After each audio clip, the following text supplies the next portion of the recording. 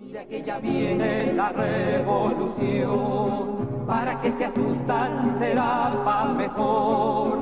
Es el pueblo entero el que ya está gritando, ¡viva la revolución! Iranian nuclear weapons development. They have turned the island into a communist hellhole. The experiment in Venezuela has failed completely.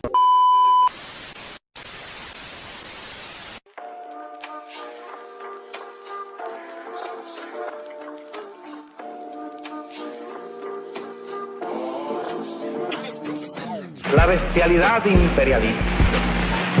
Bestialidad que no tiene una frontera determinada ni pertenece a un país determinado. Bestias fueron las hordas hitleristas, como bestias son los norteamericanos hoy, como bestias son los paracaidistas belgas, como bestias fueron los imperialistas franceses en Argelia. Porque es la naturaleza del imperialismo la que bestializa a los hombres, la que la convierte en fieras sedientas de sangre que están dispuestas a degollar, a asesinar, a destruir hasta la última imagen de un revolucionario, de un partidario de un régimen que haya caído bajo su bota o que luche por su libertad. Y la estatua que recuerda a Lumumba, hoy destruida pero mañana reconstruida, nos recuerda también en la historia trágica de ese mártir de la revolución del mundo, que no se puede confiar en el imperialismo, pero ni tantito así, nada.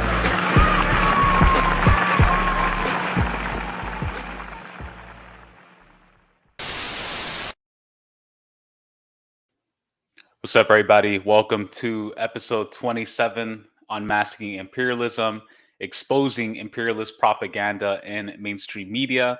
And today we're talking about the Taliban takeover in Afghanistan. And joining me today is our good friend, our good homie, comrade in New York City, Caleb Maupin, journalist, political analyst, who is also with the Center for Political Innovation. Please make sure to follow and support the CPI. They're doing some really great work. An institute dedicated to educating and fostering visions for a future beyond capitalism. Also, make sure to check out the Saxton lectures on Caleb's channel. They are some of the best explanations of Marxism out there. I listen to them while I cook and work out, and it's a great informative series on Marxism from a very down-to-earth, person-to-person perspective. It's not some boring old academic talking to you. It's a live recording. It's a group setting. It's very interactional. So I highly suggest everyone check out the Saxton lectures on Caleb's channel. How's it going, Caleb? All is good. I'm here in New York. It's a little bit colder now that we're starting to face autumn, but you're out there in sunny California. So I'm looking forward to having a good conversation. Thanks, Caleb. And I recently was attending the CPI conference in Santa Barbara in California. I had a great time. It was a fun time speaking and meeting with everybody. So if anybody wants to get involved with that, check out cpi-usa.org and you can get involved. It's just They're doing USA. Oh, CPI USA. Even better. That's There website. you go. Even better. CPI USA. It was a great time talking and meeting with people because I feel like after COVID-19, we're still in COVID-19, but in this pandemic, so much has moved online and everything has been Zoomified and onlineified. And it was refreshing being able to meet people in person and bring back that in-person social interaction and gathering with other people that we've been missing. And I think I can speak for everybody there in saying that it was refreshing being around other like-minded people who have a new and progressive and groundbreaking approach to organizing and building socialism. So I just want to give you a shout out for that. I just moved into my new spot. My old apartment got flooded because of crappy landlords. And if we would have had a government of action that actually fights for working families, a problem like that would have been resolved in a matter of days. But me and my girlfriend were displaced for like 2 weeks. We had to stay in a hotel all on our own bills and footing. So that really sucked. But thankfully, we got a new spot. We're still out here in LA, and that's why I've been a little MIA with the streams. But I'm glad to be speaking with Caleb again about this very important subject, Afghanistan, the Taliban takeover. Shout out to Itzel, to Ariak, to Comrade B Level with Ewoks Unhinged. B Level said next stop CPI Canada. That would be awesome to see.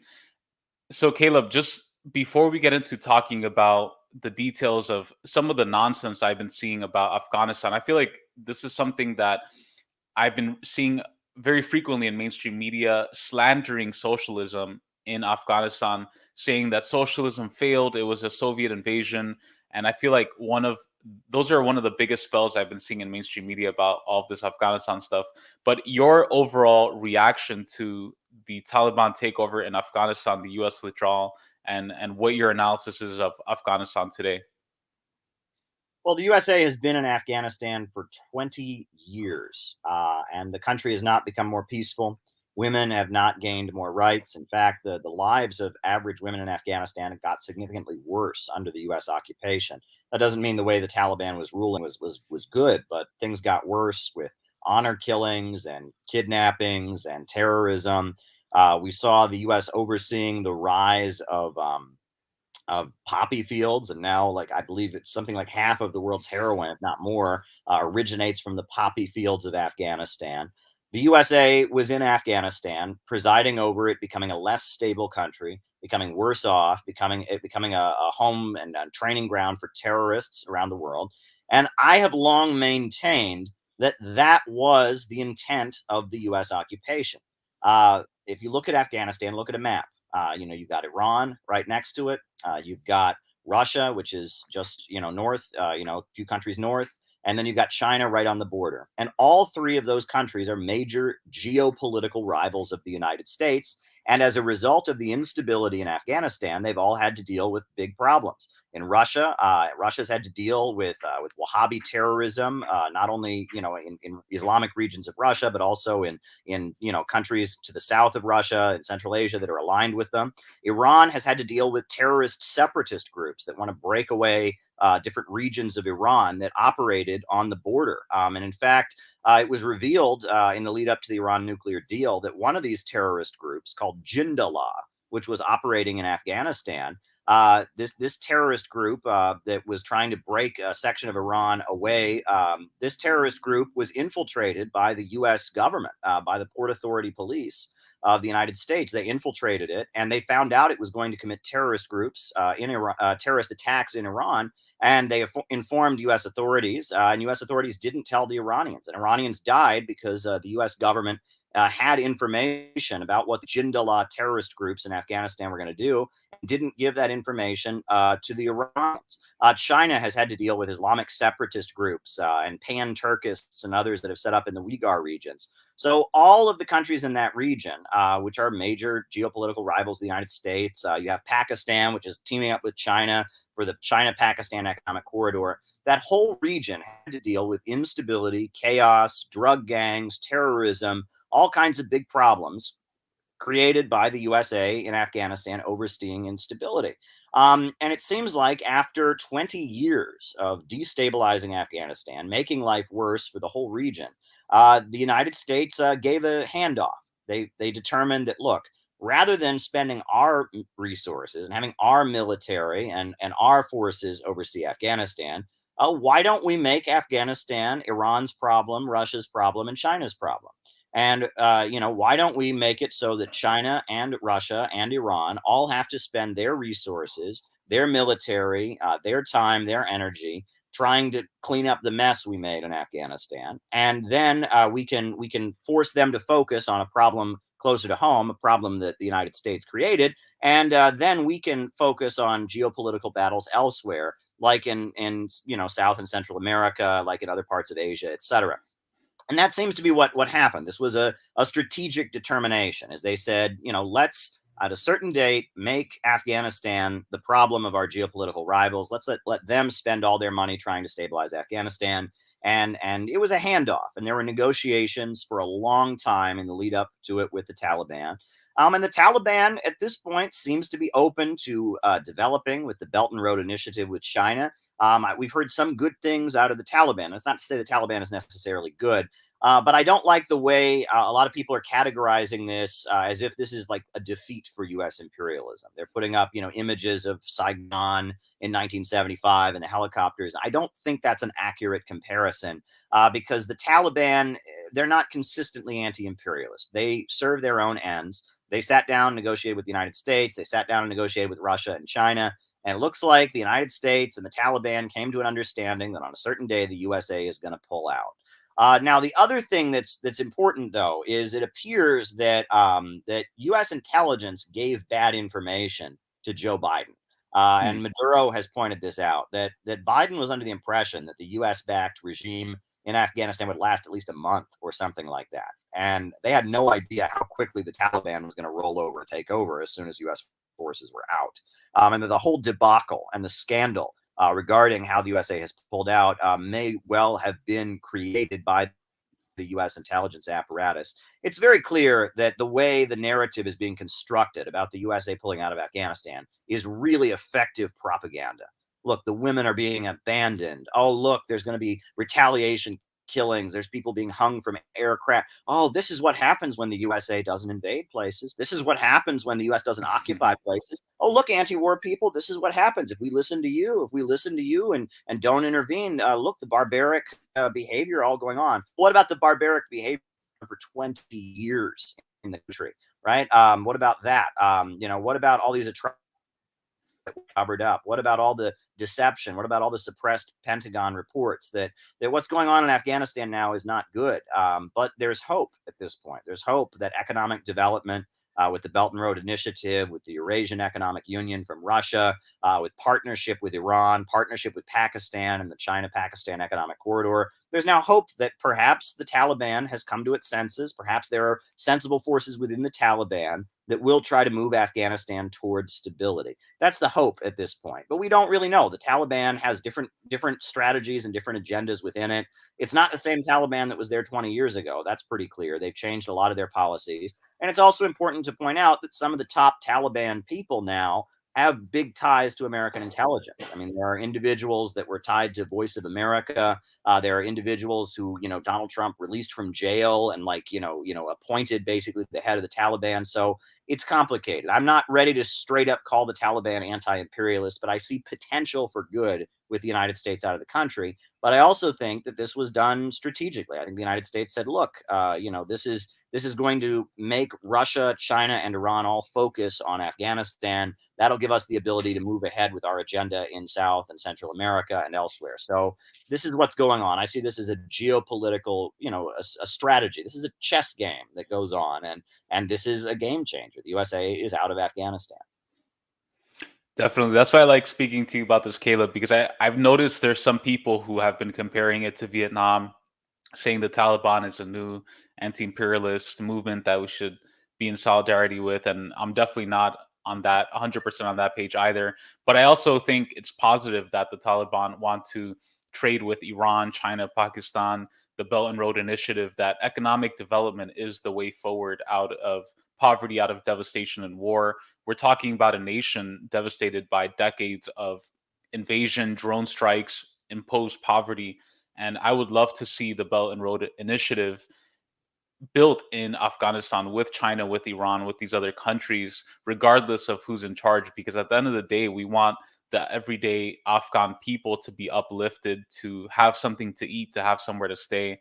And I think that would be a positive development. And ultimately, I think it's really up to the Afghan people themselves to decide what they want. And I'm glad you pointed out the imperialist propaganda about women's rights.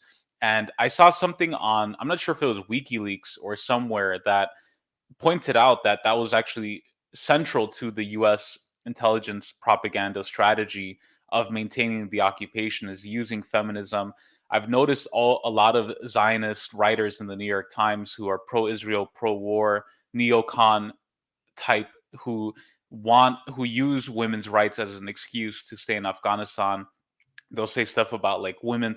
They'll write up these beautiful stories about, I was a coach for a women's soccer team, and because of the U.S. presence, they were able to play, and now they're taking that away because they're leaving. And so I'm glad you pointed that out, because that's like kind of the other extreme. And I feel like so much of the narrative has been designed to create this false dichotomy where you're either a 100% Taliban sympathizer or you're a neocon who supports U.S. invasion. And I think it's good to straddle to use this anti-imperialist line where we're hopeful and optimistic that the Taliban will change, but we're also not 100% buying it. I just want to read out some quick comments before we move on. Dylan said, "Who will service the Taliban's newly acquired mountain of military equipment and infrastructure?" What I've been seeing is Qatar and Turkey have been working with the Taliban. I don't know, Caleb, if you have any comments on that. Who has the Taliban been working on? Because obviously the country's a mess right now in terms of building it back. Have you seen anything about that? Well, that is one of the big criticisms that has been made of the Biden administration, is that all kinds of military equipment has been left behind and the Taliban can now get their hands on it. And that raises questions about, if the United States is going to do that, is the Taliban really, full on anti-imperialist, or are there different agendas there? I feel like the United States wouldn't have made that mistake, just handed a bunch of military equipment to the Taliban if there wasn't some feeling that maybe the Taliban wasn't their complete enemy. But perhaps this is just a matter of imperialist bungling and lack of planning and failure. We don't really know, but that is a huge, scandal. But it also raises some red flags. Often, the United States will give military equipment to countries in ways that give them deniability. For example, Hank Greenspun, who was the editor of the main newspaper in Las Vegas during the 1950s, stole huge amounts of military equipment from U.S. military bases and gave it to Israel. And he was convicted of this, and he didn't even go to jail. And then John F. Kennedy pardoned him. So he stole it, but it looks like this was a way the United States could just give huge amounts of military equipment to Israel. And then they had the fall guy, and eventually he got caught. Oh, but for some reason he didn't get a prison sentence, and then he got pardoned. And it looks to me like Hank Greenspun didn't steal that military equipment. This was just a way the United States could give to Israel without looking like they gave it to Israel. I mean, there's examples of this, before. But who's to say this isn't just an imperialist failure? I mean, it's just they just didn't know what they were doing. The other thing is that that pouring weapons into the Middle East and into Central Asia has long been a U.S. strategy to all sides. Just pour as many weapons and bombs and such into that region. And the USA is known. We've seen the Oded Yanan plan. To play different religious groups against each other in the Muslim world. And that, stirring up that region with guns and weapons and instability, that's part of the U.S. strategy. So one thing I will never forget is that when I was a high school student, we hosted a student from Pakistan who was a college student who was at a local college, and we hosted him. He was from Pakistan. And I remember him talking about how when his father was growing up, in the 60s, what kind of weapons they had in Pakistan? They had muskets. Like the American Revolution, muskets. Everyone had a musket.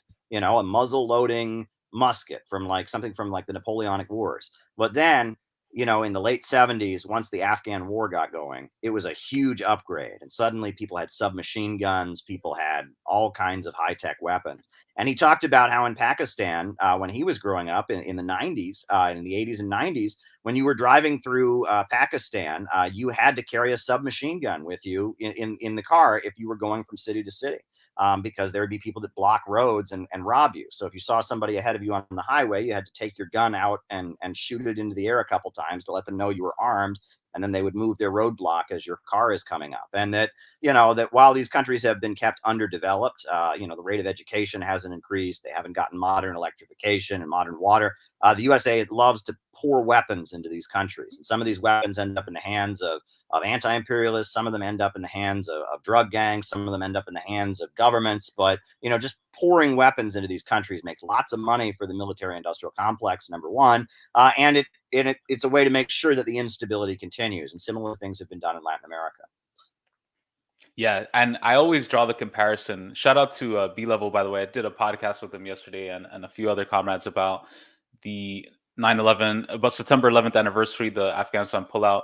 The comparison I always think about is Nicaragua, because 1979, the Sandinista revolution, and 1978, 1979, the SAR revolution in Afghanistan, to democratic uprisings, socialist uprisings by the people.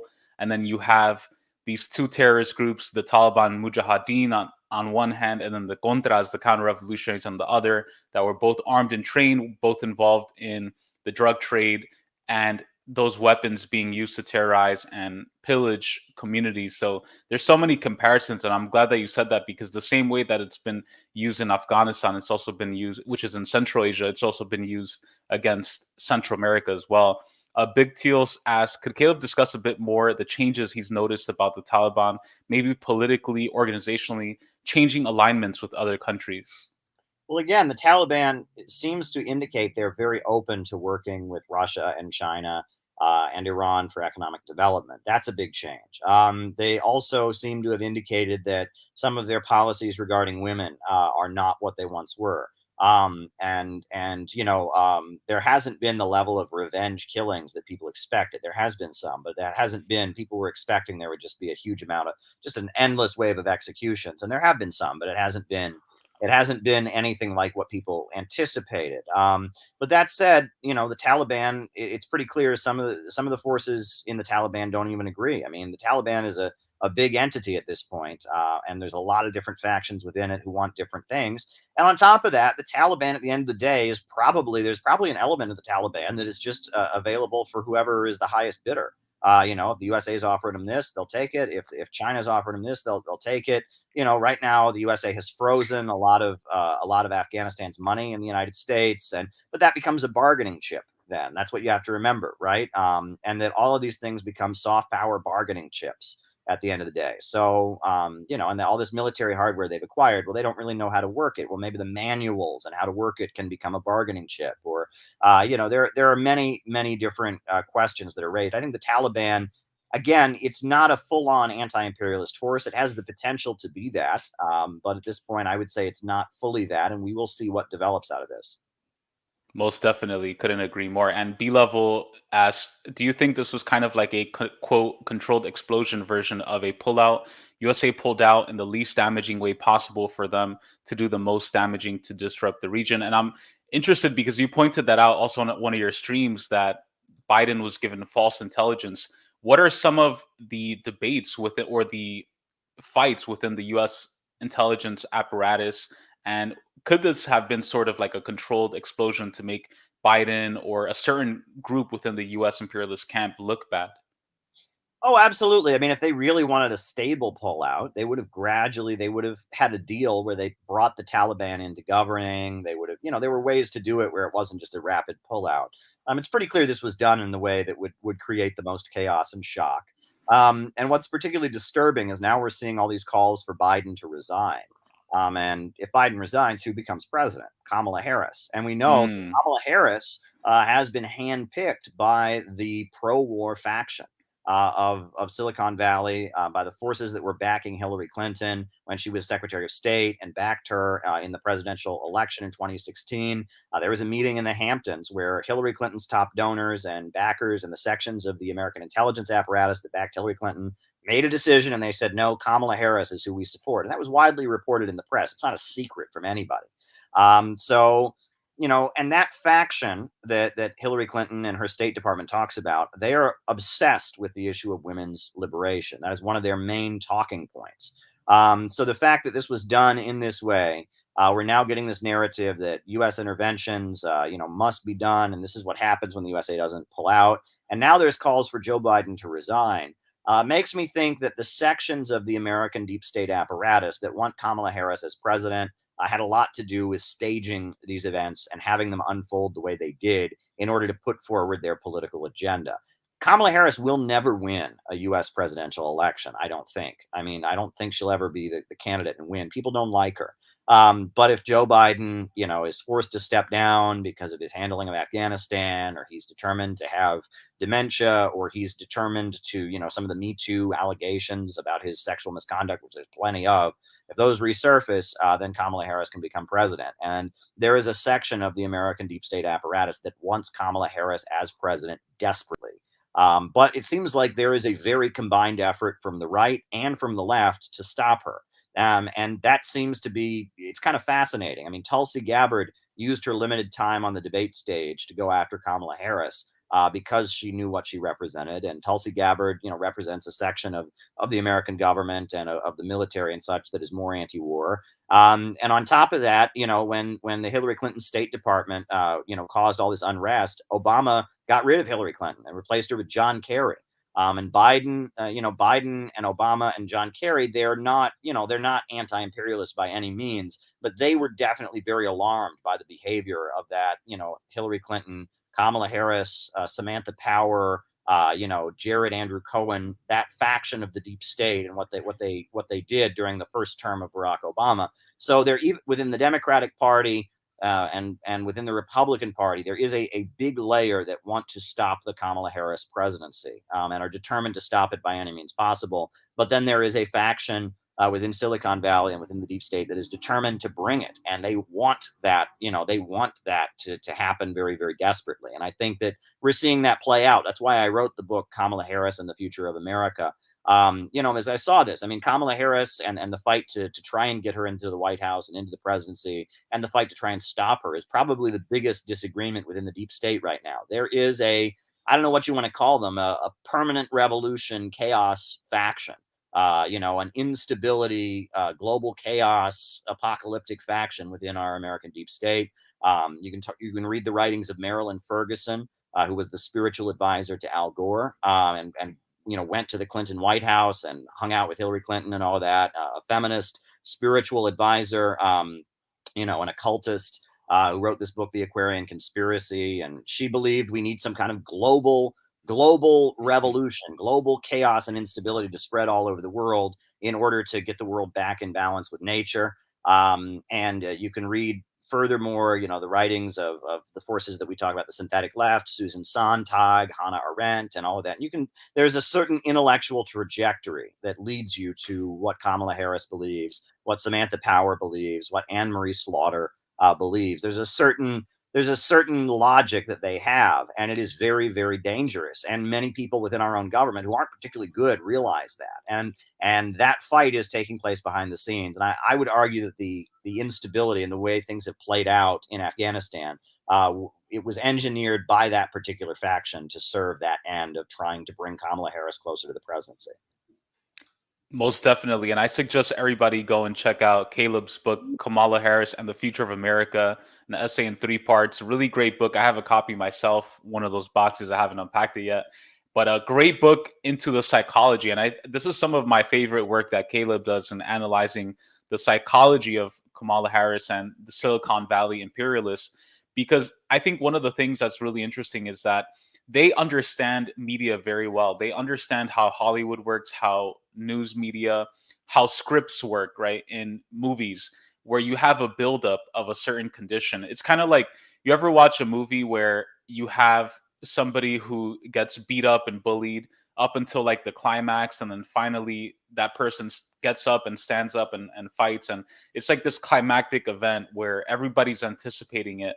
And I feel like the Democrat, imperialist, Silicon Valley types and Hollywood types, they understand that and they subvert it and they use it for imperialist purposes. For example, with Afghanistan, I feel like they're creating this narrative. They're doing a buildup where they're like, look at all these horrible things. We have to go in. We have to go in. So that they're setting the stage for somebody like Kamala Harris to come in and be like, we're going back to Afghanistan. We're bombing the Taliban, so that people cheer it on, because part of it is like consent, right? You need people's mass consent in order to carry out an operation like that. And they build consent by instilling fear, by promoting propaganda. And I feel like now they're setting the stage for Joe Biden. I mean, Joe Biden reminds me of that. I don't know how old or young people watching, if you know this film, but Weekend at Bernie's, I'm sure, Caleb, you know that film. Weekend at Bernie's is like this film about this wealthy guy named Bernie who like died, but these people were trying to act like he was still alive. They were walking around with him, carrying him on their shoulder. And Joe Biden reminds me of that old dead guy where he's just they're just dragging him around, and I'm sure they have tons of dirt on him, and they're just using him as like a meat bag representative to carry out these orders. Half the time, I don't even think he's awake. I mean, we saw that video of him sleeping during that meeting with Israeli Prime Minister Bennett. So I think it's scary to see that, because we very well could see them setting the stage for Kamala Harris, Samantha Power type imperialist endeavor to come in and take over.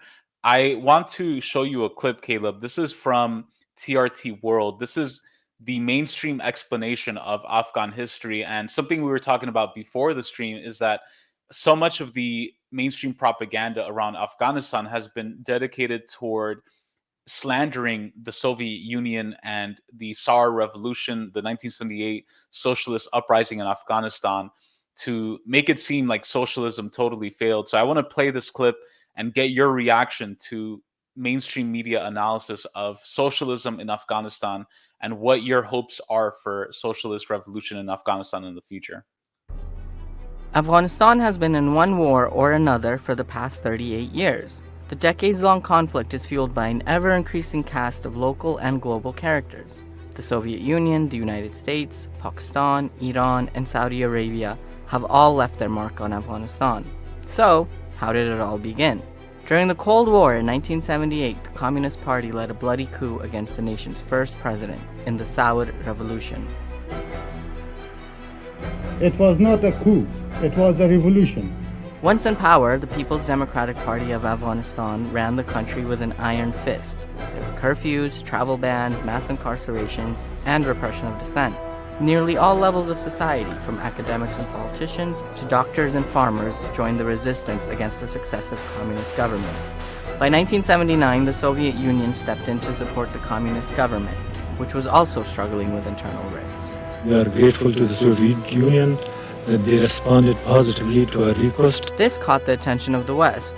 The United States, with the help of Pakistan and several Arab states, began a covert operation to train and arm the resistance forces, the Mujahideen. Many of these Mujahideen were ordinary Afghan men defending their nation from a foreign invasion. Foreign fighters also came to take up arms against the Soviets. They wanted to end the occupation and bring down the brutal communist government. Some of these Mujahideen would go on to become the country's most notorious warlords. By 1988, the war started to turn in the Mujahideen's favor, due in large part to the arms and training provided by the US and its allies. The Soviet forces began their withdrawal in May that year. The withdrawal was completed in 1989. Shortly after the Soviet withdrawal, the US abandoned Afghanistan and left the men who would become warlords to their own devices. The final communist president of Afghanistan, Najibullah Ahmadzai, tried to make peace with the Mujahideen, but failed. He warned the people that without a peace and an Afghan-led consensus, Afghanistan would become a pawn in global power games. In a letter to a Mujahideen leader, Ahmadzai predicted a grim future for the country.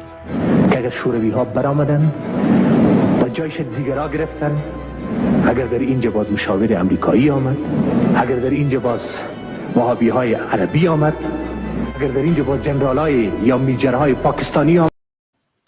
So that's a short clip from TRT explaining the Afghan history. So many anti-socialist, anti-Soviet lies and propaganda, and that even the music was designed to instill fear, referring to the SAR revolution as the communist regime, referring to the Mujahideen as resistance forces.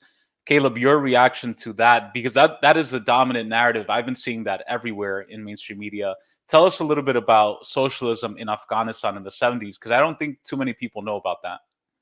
Well, the important thing to remember is that, you know, the Sour Revolution of 1978, it shouldn't have happened. It was forced by the United States. And this was admitted by Zbigniew Brzezinski in the interviews that he gave. He called it the Afghan trap. That, you know, the Soviet government was friendly with the monarchy of Afghanistan. The monarchy of Afghanistan was neutral, and it had friendly relations with the Soviet Union. And there was a party in Afghanistan called the People's Democratic Party that was a Soviet-aligned party, and there were a lot of military leaders who were in that party. But there were also a lot of military leaders who opposed it, and the monarchy was neutral. It was friendly to the United States and friendly to the Soviet Union. But the United States and the Carter administration put pressure on the monarchy to start repressing the People's Democratic Party. And in response to leaders of the People's Democratic Party being arrested and such, the People's Democratic Party and the military leaders associated with it essentially had a coup, in order to prevent themselves from being executed. They had the forces within the military to do it, and it was provoked. It was a provoked revolution. they were reluctant to do it. The reason the People's Democratic Party didn't want to take power was because they knew that outside of the cities, there were a lot of folks in the rural areas who were deeply religious and deeply conservative and didn't agree with them. And they didn't want to take power, but then the United States created a situation where it was take power or be killed. And so the People's Democratic Party was forced to kind of take power. Immediately after taking power, the United States, they make it sound like they were doing all these repressive things and then the revolt started. No, immediately after the People's Democratic Party took power, Osama bin Laden and the CIA and Brzezinski and they were starting this insurgency immediately, like the second after they took power, it was started. The People's Democratic Party was on the defensive. And at that point, after a little bit, they asked for Soviet assistance. One of the best books on Afghanistan is called Afghanistan: Washington's Secret War by Philip Banaski. It's a very, very good book. And one of the stories in that book that sticks with me the most is Philip Banaski was an American reporter who was stationed in Afghanistan, in Kabul. And he talks about the day the Soviet Union arrived, that its military arrived in Kabul. There were all kinds of Soviet officials who came, and there were all kinds of press conferences that happened. There were Soviet farm and agricultural workers who came to assist, try to get the Afghan farming system going. There were military advisors who were training members of the Afghan military. But there was one single tank in Kabul in a park. And that is where all the TV cameras surrounded, this single tank. Right. And that every TV network from Germany and France and the United States and Britain, they're all surrounding this one tank, because that was what the intervention in Afghanistan was on American TV. The big, evil, scary Soviet tanks have rolled in. That's how it was portrayed. And that image of that single tank in a park, that was what was all over Western TV. And that's the power of propaganda. But the Soviet Union, in alliance with the People's Democratic Party, they had literacy campaigns to teach women to read. They did a lot to try and help the agricultural sector of Afghanistan get going. And they actually had a reforestation campaign. When the British were in Afghanistan in the 1800s, they deforested the country. Afghanistan has a lot of rare wood that is very, very valuable, that doesn't grow in other parts of the world. They have a very unique climate there in Central Asia. And the British, just deforested the place. So there's been a lot of efforts by the People's Democratic Party to reforest the country and build, plant more trees. And they organized the Democratic Youth League, it was called, which was what Afghan young people who were sympathetic to socialism and the revolution did. There was an ultra leftist faction, and this is fascinating also. There was a faction in the Afghan People's Democratic Party that called themselves Maoists and Guverins, and they were this ultra leftist faction that was basically doing everything they could to try and incite the rural people against the government. They were engaging in anti-Islamic behavior. They were disrespecting Islam. They were trying to they were this ultra leftist faction that was probably supported by the United States. And that's what Philip Banaski talks about. The U.S. government basically was funding this group of crazy Afghan Trotskyites to go around and, in the name of communism, do things that would just make the rural folks of Afghanistan very angry. And so finally, the leaders of the Afghan government and the Soviet KGB, they assassinated this guy. And this guy was claiming to be this ultra revolutionary, and all of this. But after he killed him, Jimmy Carter, honored this ultra leftist Maoist revolutionary, this guy that the Soviets executed, this ultra revolutionary guy. And he pointed to that to say, oh, look, they're suppressing the Afghan communists who don't agree with them. And you had the United States like mourning this ultra leftist faction in the Afghan People's Democratic Party. But any honest scholar of Afghan history will tell you that the time when the life expectancy was rising, when the rate of literacy was rising, when the economy was starting to move forward, was during the period of the People's Democratic Republic of Afghanistan. And any honest scholar of that history will admit that. They may be critical of atrocities that were committed or certain policies. But if you look at, the most hopeful time in Afghan history by far was the 1980s. That period, you saw some real advancement happening in the country. And the USA teamed up with Osama bin Laden and with the Pakistani secret police and with heroin dealers to tear that down. And that's very, very clear if you look at the history. So it's like, again, you're missing the forest for the trees, right? And that's one thing that people often don't get. Is I tell people, look, there are two sides to every war. There are two sides to every conflict, right? If you interviewed Scarlett O'Hara about Abraham Lincoln, right, and the woman in Gone with the Wind, she would say, "I do declare that Abraham Lincoln was a tyrant. Everything was great in terror before Lincoln came down." And she wouldn't be lying to you. That would be her perception. That's how she perceives it. And were there atrocities committed by the Union Army during the Civil War? Yes. Sherman's march to the sea, civilians were killed, theft, pillaging. So, but was Abraham Lincoln right in the Civil War? Yes. Was the South wrong? Yes. So you kind of get this. When there's wars, there tend to be atrocities on both sides. There tend to be crimes that are committed. You know, war is a very, very ugly thing where ugly things happen.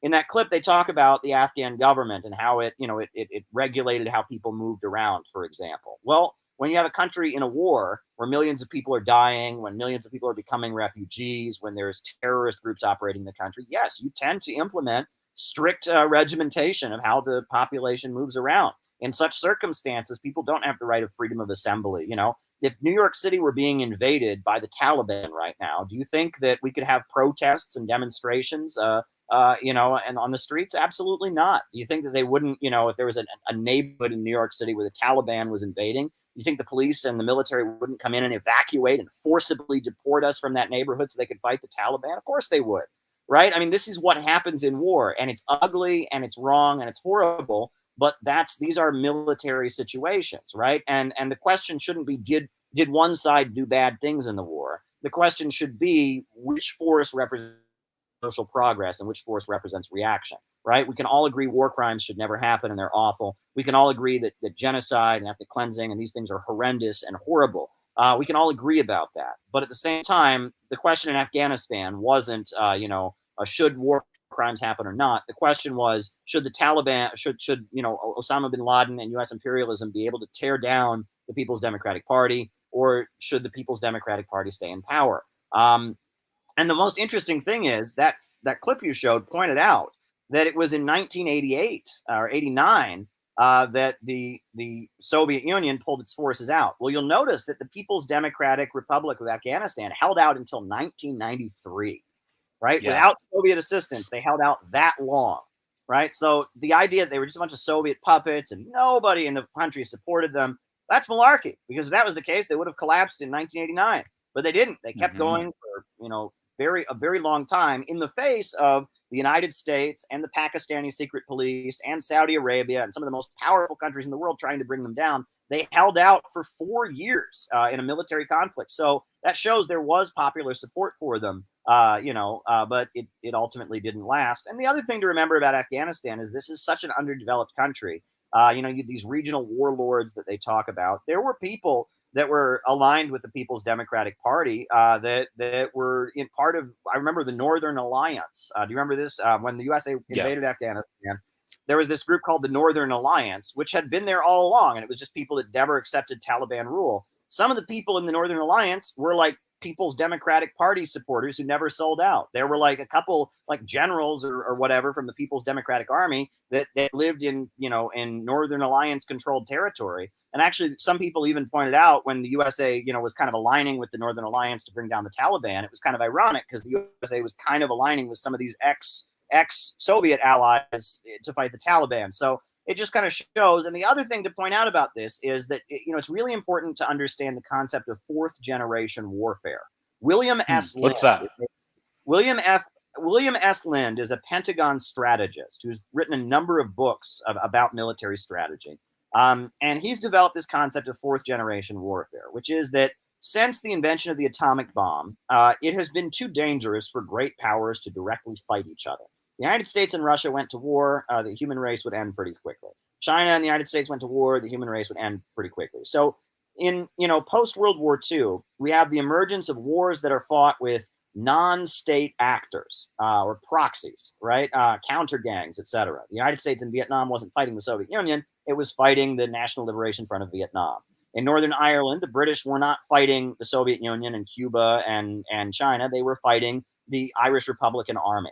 And it gets much more complicated with groups like Hezbollah and groups like Hamas and the Lord's Resistance Army in Africa, and that these what you call non-state actors, which tend to be religious organizations, revolutionary political movements, armed groups, criminal organizations. These entities become an essential part of what you can call fourth generation warfare, where great powers don't directly fight each other, but non-state actors, right? These entities that engage in fourth generation warfare often, they don't necessarily have particular loyalties. Pablo Escobar, I believe, in Colombia, the drug lord. Sometimes he was talking like a communist and was sympathetic to communism. Other times he seemed like a virulent anti-communist. He had his own interest. And these, what you can call them counter gangs or non-state actors, they often have their own agenda. And what the US CIA and what the Pentagon do, it seems more and more in conflicts, is figure out how to manipulate non-state actors to do what they want. And it's complicated because a lot of times these non-state actors, they will do what the US imperialists want them to do, but they'll do it for their own selfish reasons. And also they'll do things the US imperialists don't want them to do. And so you have the US imperialists in some cases putting them in jail at the same time as they're arming them. And these kind of things happen because these entities, you can call them revolutionary movements, religious groups, criminal elements, they have their own agenda. A great example of that is the Aryan Brotherhood, which I would argue, this is a criminal gang in the United States. It's very, very widespread in American prisons. And anyone who's ever been to prison will tell you the guards and the Aryan Brotherhood work hand in hand, right? The Aryan Brotherhood, this white supremacist prison gang that's all over the United States that sells heroin. Not a nice group of folks, but the guards use them to some degree or other to try and control the prisons, to suppress the Nation of Islam, to suppress prisoners that might be becoming more left wing, to keep black and white prisoners from working together. So the guards work with them, but at the same time, there are a number of Aryan Brotherhood members that are in solitary confinement for the rest of their lives and are being tortured, and that the U.S. government, the guards that they'll work with the Aryan Brotherhood, but they also suppress the Aryan Brotherhood. And these kind of entities, these non-state actors, have their own agenda. So that's kind of the era that we're living in. And the Taliban, what became the Taliban, but before that you had the Mujahideen, and what emerged, from the Mujahideen to become the Taliban. They very much have their own agenda, and the USA was very effective at manipulating them against the Soviet Union. But they have their own agenda, and they could be pushed in another way. And that is kind of the game that is played. International politics and warfare in our time is very much a game of manipulating non-state actors, getting them to do what you want, and pushing on them, controlling them, and getting them to move your way or somebody else's way. And these are entities that ultimately serve themselves and serve their own interests. The group serves itself, and so the group will do what it thinks is in its own interest and what is in line with its principles in the case of some kind of religious or fanatical organization. So that's the game of politics in our time. That's a great point, and it's interesting that you say that, because even in Latin America, two examples that stand out to me: during the 2018 coup attempt against Nicaragua and the Sandinista revolution, the Nicaraguan police discovered that MS-13 was involved in trafficking drugs and weapons to the Nicaraguan opposition protesters, and that MS-13 from Honduras and El Salvador were playing a part in fomenting and bringing in weapons and drugs that don't even exist in Nicaragua, and we're playing that role of supporting the right-wing U.S.-backed opposition. I found that to be very interesting, and the U.S. claims to be fighting MS-13, it claims to be working against them, but then here you have MS-13 seemingly being on the same side as the U.S. And even in Mexico with the drug cartels, the Sinaloa cartel and others that sometimes seem to be operating hand in hand with U.S. intelligence and other times are against them. And I think that's a great point, because a lot of times these non-state actor groups, and we're going to be seeing more of them, I think, in the future, have their own analysis, and sometimes they use left or right politics, and it really depends. One thing I wanted to ask you, Caleb, that I think is related to Afghanistan and the U.S. Obviously, we know that the U.S. occupation and invasion of Afghanistan resulted in tens of thousands, if not hundreds of thousands of Afghan people being killed, murdered, families destroyed. Also, U.S. troops who who died and families of troops in the U.S. who also were suffering because of the invasion. One of the untold stories that is connected to Afghanistan is the opioid crisis. I was looking at a chart the other day of the rates of opioid addiction and prescriptions in the US within the last 20 years. And it's crazy how similar it is to the timeline of US occupation of Afghanistan. From around 1999 to the year 2000, you have the Sackler family, the owners of Purdue Pharma and Mundi Pharma, and these huge opioid companies making millions and billions of dollars from Oxycontin and other opioid drugs around the same time as the occupation of Afghanistan. I was wondering if you can maybe tell us a little bit about the connection there. Is there a connection between the US occupation of Afghanistan, the opioid crisis, the return of troops from the war of Afghanistan, and how it's all connected? Because I think there is a connection there that not many other mainstream media outlets are talking about. Sure. Well, the first, poppy fields in Afghanistan were created by the British Empire when they were occupying Afghanistan. But really, the poppy fields of Afghanistan really got going in the 1980s when this was a method of subsidizing the Mujahideen. Osama bin Laden and the Mujahideen, they realized that the USA could give them guns and give them weapons, but it was much better if the USA could give them like a hustle, give them like a way they could raise money for themselves. So what happened was the Mujahideen of Afghanistan, in the areas they controlled, they started setting up poppy fields, and then they would smuggle the poppy field, the poppies, the opium, through Pakistan, and the Pakistani secret police would allow it to happen. Would make sure that they were never stopped on the border, never caught. And that's how the poppy fields of Afghanistan got going. In the 90s, the United Nations actually gave an award to the Taliban because they did so much to get rid of the opium, poppy fields. They burned down the poppy fields, and they were drastically eliminating the drug trade. The Taliban is a breakaway from the Mujahideen. It's important to be clear about that. The Mujahideen, that was all these religious forces that opposed the People's Democratic Party, but the Taliban was a more domestically Afghan faction that fought against some of the foreign entities, right? And the Taliban have their own religious views. They're not fully Wahhabis like the Saudis are. They don't accept a lot of the Saudi doctrine. They don't think the Saudi king, for example, is ordained by God to rule, etc. They have their own views. The Taliban is not a full-on Wahhabi entity. They're very similar, but they have their own views. The Mujahideen, a lot of those were just pro-Saudi Wahhabi forces. The Taliban have their own specific interpretation. And the Taliban, after they took power and they kind of kicked out some of these other factions in the Mujahideen, they went around burning and destroying poppy fields. And the UN gave them an award for doing so. After they were overthrown, almost immediately, the poppy fields start sprouting up. And there's video of US soldiers guarding these poppy fields, for goodness sakes, right? And a lot of these warlords who control certain regions the USA has made deals with. Part of the deals the USA has made has been to not interfere with their heroin smuggling, etc. The global price of heroin has gone down. Heroin's much cheaper than it's ever been because there's so much of it thanks to the United States occupying Afghanistan. And Iran has a big problem with heroin addiction. I believe it's 1 in every 100 Iranians is addicted to heroin. That's how widespread it is because they're right there on the border and it all comes over the border. There's a number of many Afghan refugees in Iran. And one thing that when I was in Iran, they talked about is there's a certain park in Iran they call Needle Park. It's its nickname because everyone knows that's where you go and buy heroin. And so the mayor of Tehran, it's in Tehran, the capital city, the mayor of Tehran, in order to make a political statement, he moved his house to border that park to make the point that, okay, if we're going to have this problem in the city, I'm going to move the place that I live right to the park that everyone knows is the center of this drug dealing problem. And Iran uses the death penalty pretty liberally, and it's mainly for heroin importers. Because it's such a big problem in the country. And in China, that is the main execution that they carry out is they execute people who smuggle in heroin. If you're caught smuggling heroin in from Afghanistan, in Iran, in Iran or in China, they will execute you. And it's not it doesn't take 20 years either. It's a pretty quick process. You're caught. Oh, you did this, and then they execute you.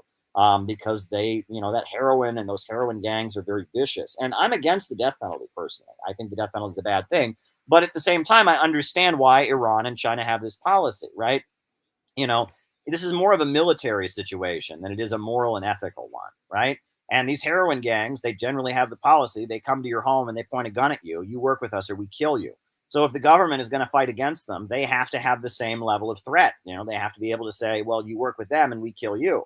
And that's kind of how war works, is that, in a war, if your enemy is vicious and is threatening to kill people in order to get their cooperation, then if you're going to be able to defeat your enemy, you have to be vicious and escalate it. I think the death penalty is a very ugly thing, but if you're waging that kind of fight against that kind of vicious murdering force, you have to be able to have the same level of threat, in dealing with them. You have to have people be afraid to collaborate with them because you might kill them. Right. So, I mean, that's the situation these countries are in. And I wish that people would understand that the authoritarianism we see in many developing countries and the authoritarian methods that socialist countries have developed is not done simply because they're full of malice and they don't understand human rights and they never took American political science classes and learned about the greatness of human rights and freedom. It's because of the circumstances that they are in. And the way out of those circumstances is economic development. Raising people up out of poverty, giving people jobs and education. That is the way you put terrorist groups and narco gangs out of business. And that is the hope of the Belt and Road Initiative. And that's what we need. And we don't just need it in Afghanistan. We need it in Central America. I mean, with the Center for Political Innovation, we've been raising the call for the Sandino-Zapata Economic Corridor and have an emergency crash program of economic development of Honduras and Guatemala. In order to stop narco gangs and terrorism in that region as a national security issue for the United States. The USA, Nicaragua, and China should team up and have an economic corridor, from Nicaragua all the way up through Mexico into the southern United States to raise people out of poverty in that region to deal with what is really a national security concern on our U.S. border. Economic development is the road to peace. When people are raised out of poverty, when people have economic opportunity, they have jobs, they have education, they have the hope for a better life for their children, then they tend to not get associated with drug gangs and terrorist groups. And that applies to Afghanistan, it applies to the whole world. And that's what we need to remember. The road to peace, the road to freedom and civil liberties is economic development. That's exactly right. And I'm glad you mentioned that because so much of the Marxist analysis historically is economic determinism or economics being the base of society.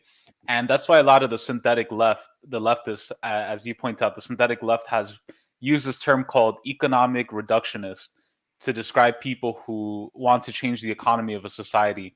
And instead they focus on the superstructure, psychology, culture, religion. And there are problems in Afghanistan and Central Asia and Central America, not because our people are inherently backwards, not because of our culture, not because of our religion, but because of the economic base, because of exploitation, poverty, hunger. And once we lift people out of poverty, once we build infrastructure, trains, education, we change the superstructure, we change the society as a whole. And I think you're exactly right. By lifting people out of poverty, creating jobs, creating infrastructure, that's how you can help eradicate violence and hunger and so many of the problems. And I think something like the Sandino-Zapata Economic Corridor in Mesoamerica and the Belt and Road Initiative in Afghanistan would do a tremendous job. Before we wrap up here, Caleb, I know you have to head out. I just want to play a quick clip from CGTN. This is a Taliban spokesperson talking about their relationship with China. So I just want to play this clip and maybe we can wrap up by you offering your thoughts on where you see the future of Afghanistan under this new government and their possible cooperation with China, Russia, and Iran. So I'm just going to play this clip right now. China is a very important and strong country in our neighbourhood. We've had very positive and good relations with China in the past. We want to make these relations even stronger and want to improve the mutual trust level. On the governmental level, we look forward to building a very strong relationship with China because China is a rapidly developing country which can support Afghanistan in the economic sector, and we're hoping for Chinese investment and exports. We want them to have exports to our country and to help us in the development of our country. We're looking forward to having good relations with them. So I find that really fascinating, and I do find that hopeful. I do think that's a positive message, and I think it's a message that people in the West are probably fearful of. Your reaction to that, the possibility of Afghan, China, Iran, Russia relations, and what you see for Afghanistan moving forward now that there is a new government? Well, as much as I do hope that China can go in and engage in economic development in Afghanistan and that can lead to peace, etc., I hope that's what happens. We're not really going to know what happens until the dust clears. Right now, we're still in this theatrical, staged, so awful, pullout of of the United States. So everything we're seeing right now is chaos, it's instability, it's confusion. The Taliban just came to power. They're going to be talking nice to anybody right now, right? They're going to be saying to anybody, "Look, we want to cooperate with you." I hope that what we heard there is correct. But until the dust clears, until the Taliban is solidly in power, until the confusion is over, until all the Americans are brought back, until the news cycle has moved on and U.S. media isn't looking at Afghanistan and castigating Biden, until we get to the Taliban actually governing, we're not going to know what they're going to do. Okay, and that's just what we have to remember. Right now, there's a lot of signals being sent out. There's a lot of confusion going on. And once the Afghan debacle, the Afghan withdrawal chaos, once that's out of the news cycle, once the Taliban is solidly in power and just in the business of actually governing, once Afghanistan is not on the U.S. At the center of the U.S. news cycle, then we'll start to see how the Taliban actually governs. But until then, we're not really going to know. We just don't know, and we shouldn't fall into the trap of thinking that we can figure it out right now, because we can't. These are chaotic circumstances. There are different factions. That was one Taliban guy saying that. That guy doesn't necessarily speak for the whole Taliban, as much as it may be his job to speak for the whole Taliban. He may be an official spokesperson for the Taliban, but it may be that whoever's in charge of him is not listening to whoever's in charge of people in the other part of the country. So we just don't know. I hope that there can be peace and economic development in Afghanistan, and that we can move toward a stable world, win-win cooperation, raising people up out of poverty, economic development, peace as the solution to peace coming through eradicating scarcity. That's my hope, and we shall see. Thank you so much, Caleb. Again, we spoke with Caleb Maupin, journalist, political analyst, who's also with the Center for Political Innovation. Please make sure to follow and support CPI, cpiusa.org, an institute dedicated to educating and fostering visions for a future beyond capitalism. Also, please make sure to subscribe to Caleb's channel. Link is in the description.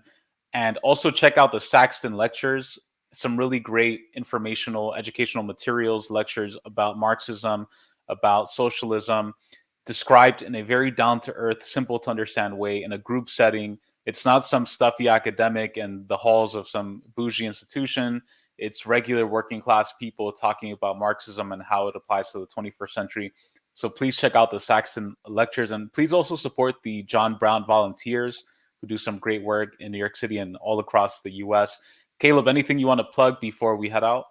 No, I just want to encourage people to subscribe to your channel, because of the great work that you're doing here. You bring great analysis. You have great guests. These are very, very well-produced content, by the way, great videos and everything. So I want to say it's really an honor to collaborate with you. And pretty soon, the talk you gave at our recent Center for Political Innovation conference about Nicaragua is going to be up online. And you gave a tremendous presentation. People have been talking about it ever since then. People have been telling me how amazing it is. So I'm going to be definitely excited to have your talk about Nicaragua up. And I hope that I'll be seeing you soon.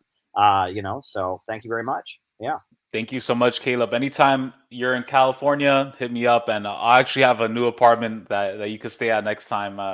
Unfortunately, this last time I was displaced, so that kind of sucks. But I look forward to continue to collaborate and to see more content on your channel. Thank you, everybody, for watching, listening, to Big Teal, to Kevin, to B-Level, to Obnoxious Anarchist. Peace out, everybody. Thank you so much, Caleb. Take care. Bye-bye.